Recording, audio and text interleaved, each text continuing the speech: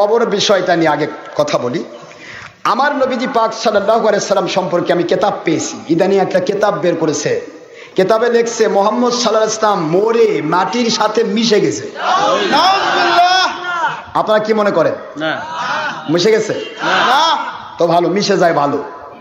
মাটির সাথে মিশে গেছে কারণ নবী মাটির মানুষ, মাটির নবী মাটির সাথে মিশবে, এটাই স্বাভাবিক। কি হাড় হাড্ডি সব, এমনকি চ্যালেঞ্জ করছে এখনো রওজা পাক খুঁড়ে দেখুন, ওখানে নবীর কোনো অস্তিত্ব পাওয়া যাবে না।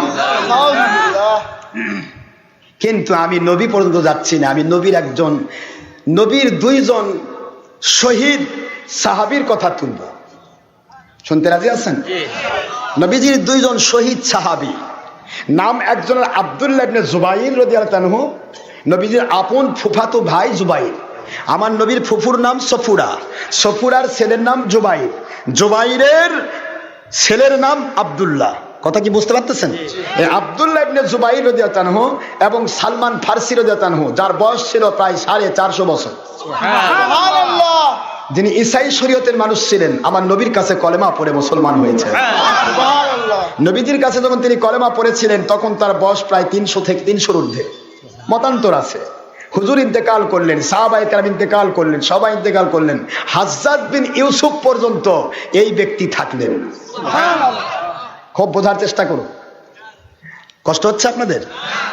সালমান ফারসি রাদিয়াল্লাহু আনহু, তিনি পার্সিয়ান, পারস্যে তার বাড়ি।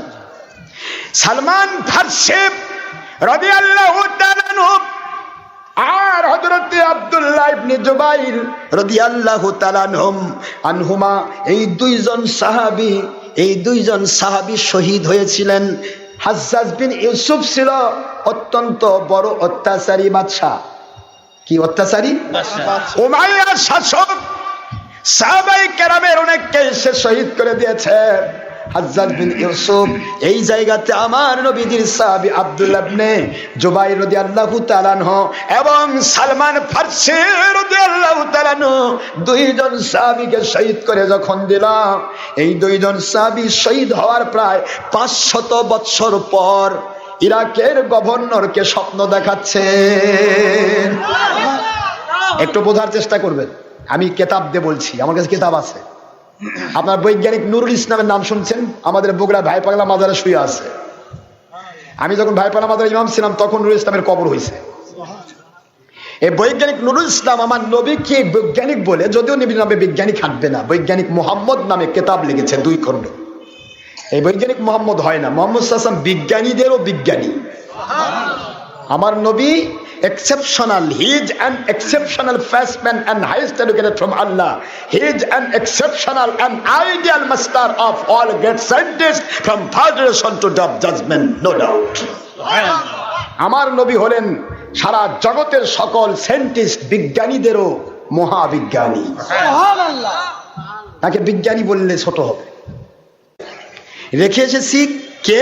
আব্দুল্লাহ ইবনে, জোরে বলেন না কেন? আব্দুল্লাহ ইবনে জুবাইর রাদিয়াল্লাহু আনহু এবং সালমান ফারসি রাদিয়াল্লাহু আনহু, দুইজন তাদের ইন্তেকালের 500 বছর পর আমার নবীকে স্বপ্ন, আমার নবীজির উম্মত হিসেবে, নবীজির দুইজন সাহাবী হিসেবে তৎকালীন সময়ের বাগদাদ নগরীতে বাগদাদের গভর্নর তারা দুইজন স্বপ্ন দেখাচ্ছে। সুবহানাল্লাহ পড়বেন না? কি স্বপ্ন দেখাচ্ছে? বাগদাদ নগরীর স্বপ্ন, এটা মনে হয় শুনছেন আপনারা, বলবো না, আপনারা মন খারাপ করে বসে আছেন। কে মন খারাপ? বাগদাদ নগরীর রুকনুদ্দিনকে স্বপ্ন দেখাচ্ছে, হে রুকনুদ্দিন, যদি তুমি নবী প্রেমিক হয়ে থাকো তাহলে তোমার নবীর সাহাবীদের দুইটি শরীর মুবারক দাজলা নদীর উপর ভেসে আছে, তুমি তাড়াতাড়ি উঠায় নিয়ে নতুন করে দাফন করো। কারণ নবীর সাহাবীদেরকে ভালোবাসা হলো ঈমান। বলুন, হুব্বুস সাহাবাতি ঈমান। সাহাবীদের ভালোবাসা কি? ঈমান। এখন আমরা তো সাহাবীদেরকে ভালোবাসতে চাই না। সাহাবী দেখলে অনেক কথা বলি, এক একজন এক এক কথা কয় যে সাহাবীরা তারাও অনেক মেলা ভুল করছে। আর সাহাবী যদি ভুলও করে, আচ্ছা করছে, সাহাবীরা ওহী লেখছে, তখন ভুল হয়নি? কথা বল না কেন? কথা বলছেন না কেন? যেই সাহাবীরা ওহী লিখেছেন, ওহী লেখছে কারা? সাহাবীগণ লেখেননি। কাতেবে ওহী কারা? সাহাবীগণ নয়। কাতেবে ওহীর মধ্যে একজন উৎকৃষ্ট কাতেবে ওহী, তার নাম মুআবিয়া রাদিয়াল্লাহু আনহু। তারা ওহী লিখেছেন। তাহলে যদি বলেন সাহাবায়ে কেরামদের ভুল বা ধরেন, তাহলে তো ওহী লিখতে গিয়েও তো ভুল করে ফেলছে। নাউজুবিল্লাহ, নাউজুবিল্লাহ জোরে বলেন না কেন?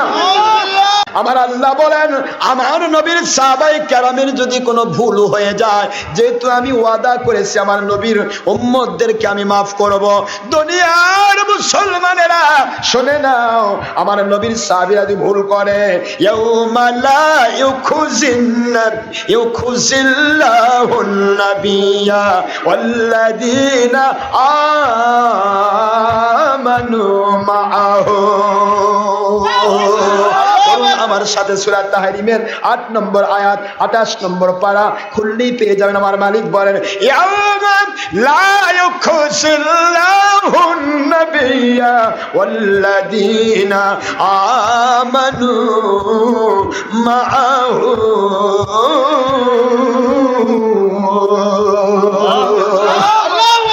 মুসলমানেরা, ও মুমিনেরা, তোমরা শোনো, এই দুনিয়ার মানুষ আমার নবীর সাহাবীদের জীবন চলার পথে যদি কোনো ভুল হয়ে যায়, ওই ভুলের কারণে কিয়ামতের দিন আমি তাদেরকে পাকড়াও করব না। আল্লাহু আকবার বলেন না। কে পাকড়াও করবেন না? আল্লাহ বলতেছেন আমি ধরবো না, আর আপনি ধরে ফেলছেন।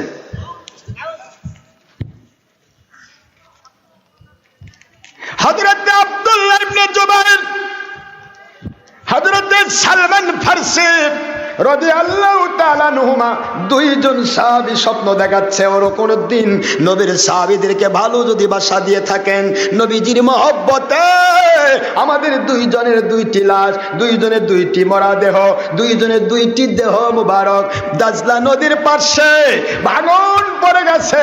এই ভাঙনকৃত বিশাল বড় ওই কবরস্থানে 20 বছর ধরে কবর দেওয়া হয় না। আমাদের কবরগুলি ভেঙে গেছে। পিছনের দিকে আমাদের সমস্ত পা দুটি, দুই দিকে 4টা পা পানির উপর ভাসতেছে। আর কোন ইরাকের গভর্নর এই মুহূর্তে আমাদের দুইটি পা মুবারক, দুই দিকে 4টি পা ভাসতেছে। আমাদেরকে আপনি এই মুহূর্তে উঠায় নিয়ে আপনার কোন ভালো কবরস্থানে দাফন করুন, আল্লাহ রব্বুল আলামিন খুশি হয়ে যাবে। রকনউদ্দিন দরবার বসালেন। সকালবেলা দরবার শুরু হয়ে গেল। দরবারের ভিতরে অসংখ্য মানুষ বসা আছে। বাগদাদ নগরের বিশাল বড় গভর্নরের দরবার। ওই দরবারে বসে আল্লাহর ওলি রকনউদ্দিন রহমতুল্লাহি আলাইহি বলতেছিলেন, রে আমার দরবারের পরিষদেরা, আমার দরবারের মানুষেরা শুনুন, আজকে আমি এক আজীব স্বপ্ন দেখেছি। স্বপ্নটা অবশ্যই সত্য, কারণ নবীর সাহাবী যে স্বপ্ন দেখায় মিথ্যে হতে পারে না। আমার নবীর সাহাবী আজকে আমাকে স্বপ্ন দেখিয়েছেন, ওই দুইজনের লাশ, দুইজন সাহাবীর লাশ পড়ে আছে দাজলা নদীর পাশে পতিত গোরস্থানে। আল্লাহর ওলি তৎকালীন সময় চলতেছিল ফাতেমি যুগ, ফাতেমি শাসন। এটা হলো খেলাফতের শাসন। আর রাজনীতি বর্তমানে যে আব্রাহাম লিঙ্কনের গণতন্ত্র, এটা আসছে মিস্টার আব্রাহাম লিঙ্কন থেকে। সে সময় ছিল ফাতেমি যুগ, আব্বাসী যুগ, এগুলি ছিল খেলাফতের রাষ্ট্র। জোরে বলুন সুবহানাল্লাহ। ওই খেলাফতের গভর্নর রকনউদ্দিন বলতেছিলেন, আজকে আমি দেখতে পেলাম আমার নবীর সাহাবী দুইজন পড়ে আছেন অমুক গোরস্থানে, একটা নির্জন নিবৃত গোরস্থান, 20 বছর যেখানে দাফন হয় না, পতিত গোরস্থানের ভিতরে আমার নবীর সাহাবীরা শুয়ে আছেন। একটা মহিলার লাশও সেখানে আছে। আমি ইন্ডিকেশন পেয়েছি। আজকে আমি প্রমাণ করতে চাই, আমার মালিকের আজকে থেকে 500 বছর আগেকার ওই সমস্ত 500 থেকে 700 বছর আগেকার সেই কোরআন শরীফ উনি বলতেছেন, কোরআন শরীফে প্র্যাকটিক্যাল প্রমাণ আমি করতে পারবো। আমার আল্লাহ বলেছেন, আমার রাস্তায় যাদের জীবন চলে যায়, আমার রাস্তায় যাদের জীবন প্রদীপ নিভে যায়, তাদের মরা বলো না, বলো না, বলো না, বরং তারা জীবিত অবস্থায় তারা আল্লাহর কুদরতের কাছে জান্নাতি খাবার খেয়ে থাকে। কোরআন শরীফের প্র্যাকটিক্যাল প্রমাণ আমি দিতে চাই। দুইজন ইহুদি, দুইজন খ্রিস্টান লাফায় উঠলো, গভর্নর আমরা জার্মান থেকে এসেছি, জার্মান সায়েন্টিস্ট, আমরা আই সায়েন্টিস্ট, চক্ষু বিজ্ঞানী দুইজন আপনার খেদমতে এসেছি, আপনার এলাকায় চোখের যাবতীয় সেবা দেওয়ার জন্য, কিন্তু আপনি আমাদেরকে এমন কথা শোনাচ্ছেন যে কথা কোনোদিন কোনো ক্ষেত্রেই কোনো বিজ্ঞান গ্রহণ করে না। আমরা এমন এক ধরনের বিজ্ঞানী, চোখের উপর গবেষণা করে দেখি, আমাদের প্ল্যানের মধ্যে আছে একটা মানুষ যদি মারা যায় 6 ঘন্টার ভিতরে তার ভিতরে ব্যাকটেরিয়াগুলো সক্রিয় হয়ে যায়, এগুলি ধীরে ধীরে খেতে খেতে তার পুরা শরীরটাকে খেয়ে ফেলে। 3 দিনের ভিতরে তার পুরা শরীর পচে যায়, আর 3 দিন পরে ধীরে ধীরে তার গোস্তগুলি খসে খসে পড়ে, সমস্ত গোস্ত খসে পড়ে যায়, পোকাগুলি খেয়ে ফেলে, হাড়গুলিকে যাবতীয় ব্যাকটেরিয়া খেয়ে মাটির সাথে মিশিয়ে দেয়। আর আপনি বলতেছেন 500 বছর আগেকার লাশ এখনো দাজলা নদীর পার্শ্বে পানির উপর ভাসতেছে। এমন কথা আমাদেরকে বিশ্বাস করানো যাবে না। নাউজুবিল্লাহ বলে। সব যুগে শয়তান আছে। খ্রিস্টান 2 জনকে বলা হলো, খ্রিস্টান পাদ্রী, খ্রিস্টান সায়েন্টিস্ট, বিজ্ঞানী, আপনাদের খেদমতে বলবো, আপনারা বিশ্বাস করেন আর না করেন, আজকে যে স্বপ্ন আমি দেখেছি এই স্বপ্ন অবশ্যই সত্য। প্রমাণ যদি পেতে চান, আগামীকাল সকালবেলা আমি আমার আল্লাহর নবী সাহাবীদেরকে ওই শরীরগুলোকে উদ্ধার করতে যাব, একবারে পরিপূর্ণ সম্পরিপূর্ণ আপনার সরকারি নিয়ন্ত্রণাধীন অনেকগুলো পাইক পেয়াদা বিভিন্ন সৈনিকদেরকে সাথে নিয়ে রাতের ঘুমের ভিতরে ইন্ডিকেশন নবীর সাহাবী যেমন করে দিয়েছেন, সেই ইন্ডিকেশন মোতাবেক আল্লাহর বান্দা রুকনুদ্দিন রহমতুল্লাহ আলাইহি নিজেই যাচ্ছেন আল্লাহর নবীর সাহাবীর শরীর মুবারক এটাকে সংরক্ষণ করার জন্য। 2 বিজ্ঞানী বলে, ও রুকনুদ্দিন গভর্নর, আমাদের মনটাও চাই, আমরাও যেতে চাই, আমরা একটু দেখতে চাই 500 বছর আগেকার লাশ কেমন করে না পচে এখনো পরিপূর্ণ লাশ থাকে, বোঝার জন্য যেতে চাই। আমার মালিক যেন কুদরতি আওয়াজ দেয়, রে জার্মানির বিজ্ঞানীরা শুনে নে, আজকে আমার নবীর সাহাবী 2 জন শহীদের লাশ দেখায়া তোমাদের মতো জীবন্ত লাশকে আমি আল্লাহ আমার জান্নাতের মেহমান বানাতে চাই। ওরা মরেও জীবিত আর তোরা বাঁচেও লাশ। দেখ আমার যে মরা যাদের বলতেছি তাদের দেখেই তোরা হয়ে যাবি জান্নাতি মানুষ। কি পারে না আল্লাহ? না করতে পারেন না আল্লাহ? শুনবেন না শেষ করব। বিজ্ঞানীরা যাচ্ছে রাষ্ট্রীয়ভাবে উদ্ধার করতে যাচ্ছে। আমি যখন সফরে গেলাম, এই সফরে দেখতে পেলাম সেখানে বিশাল অনেক বড় একটা গোরস্থান বাগদাদ নগরীর পাশে। এই গোরস্থানটার নাম হচ্ছে সালমান পার্ক গোরস্থান। কি ভাই বলে না কি পার্ক? সালমান পার্ক গোরস্থান।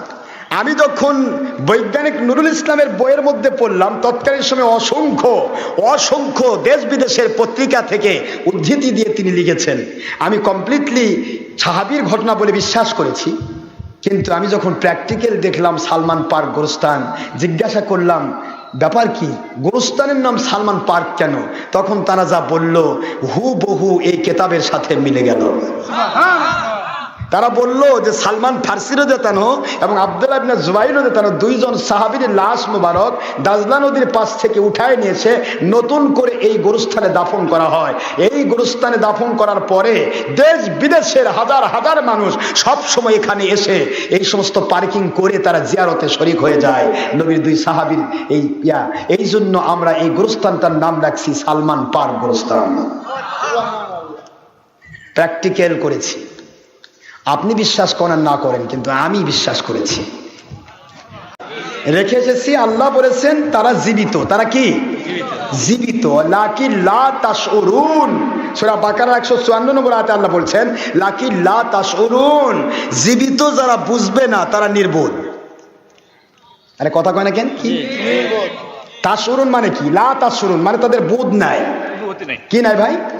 অনুভূতি নাই, বোধ নাই, জ্ঞান নাই, বুদ্ধি নাই, বিবেচনা নাই। অনুভূতি বোঝেন তো?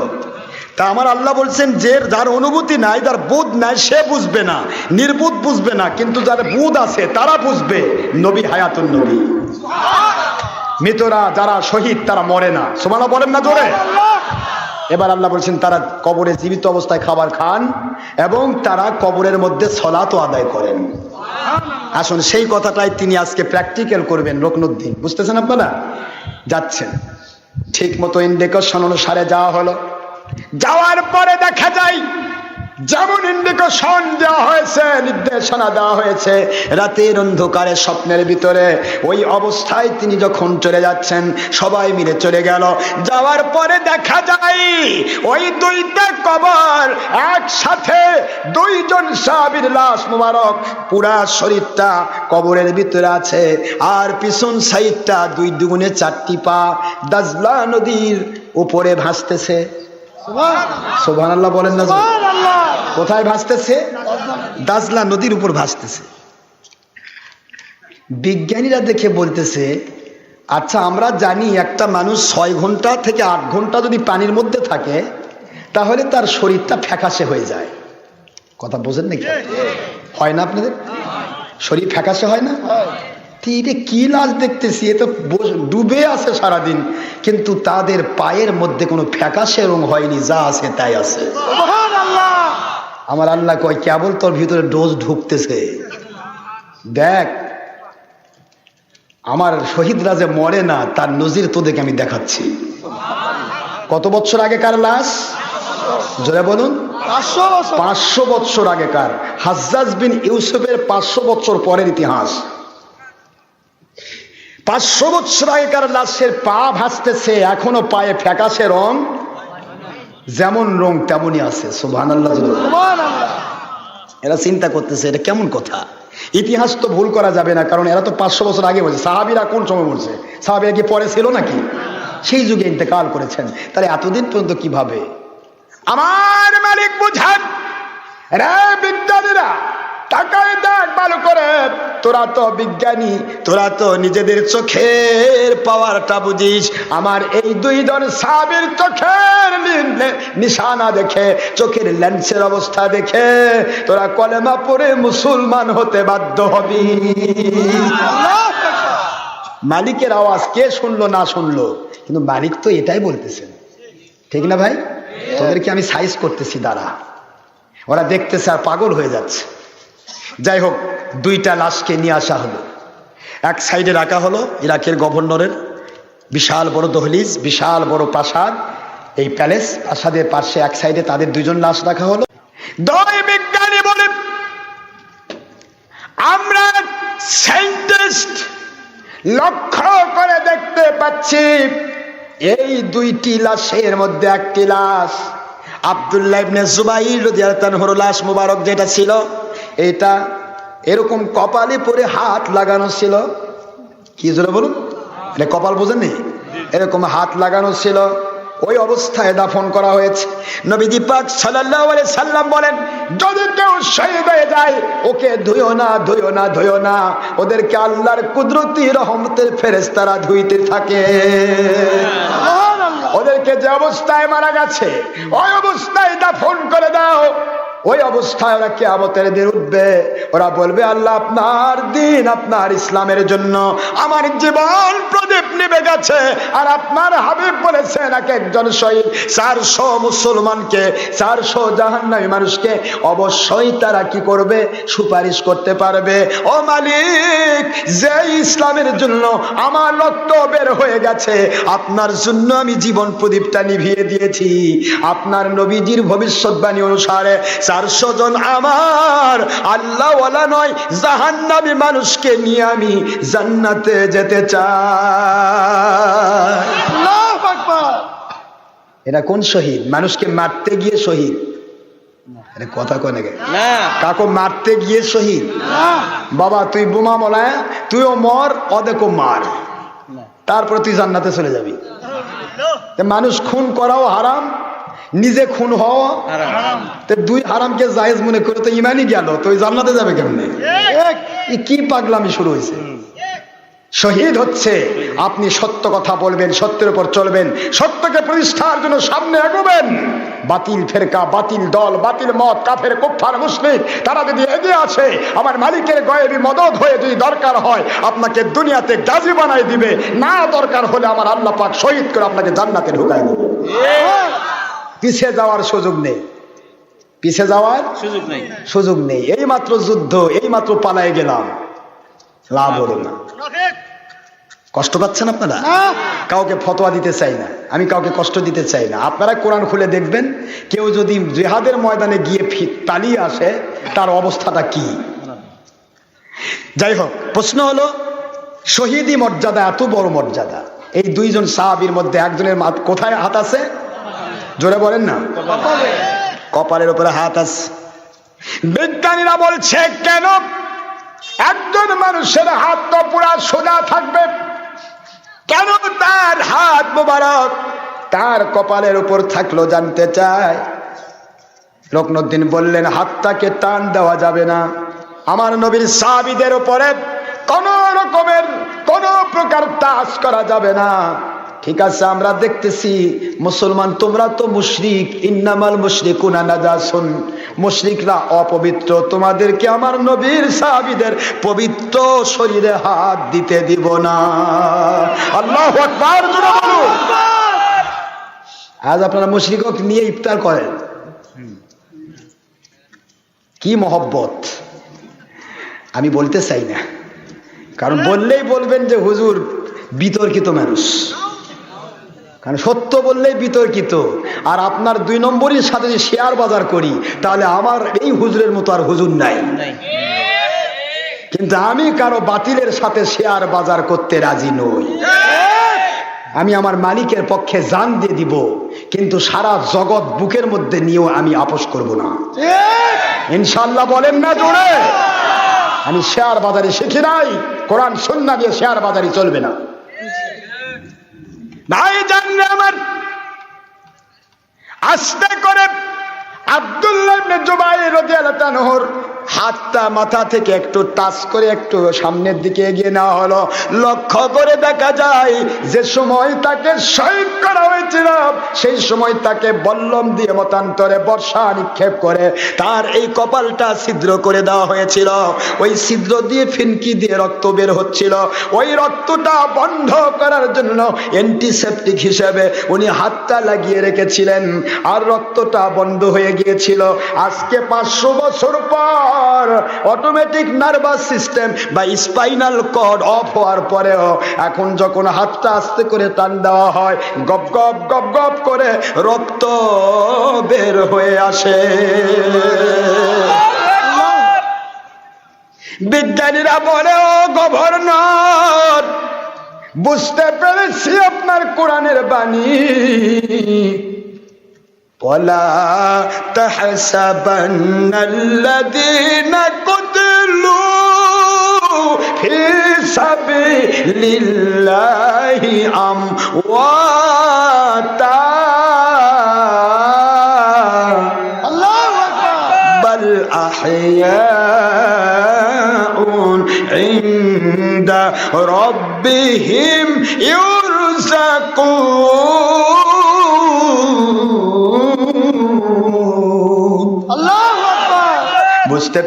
বুঝতে পেরেছি আল্লাহর কোরআনের বাণী।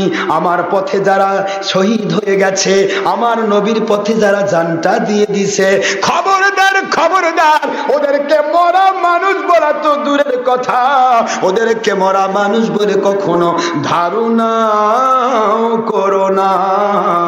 ওরা জীবিত অবস্থায় আমি আল্লাহর পক্ষ থেকে কবরের ভিতরে জান্নাতি খাবার খেয়ে থাকে।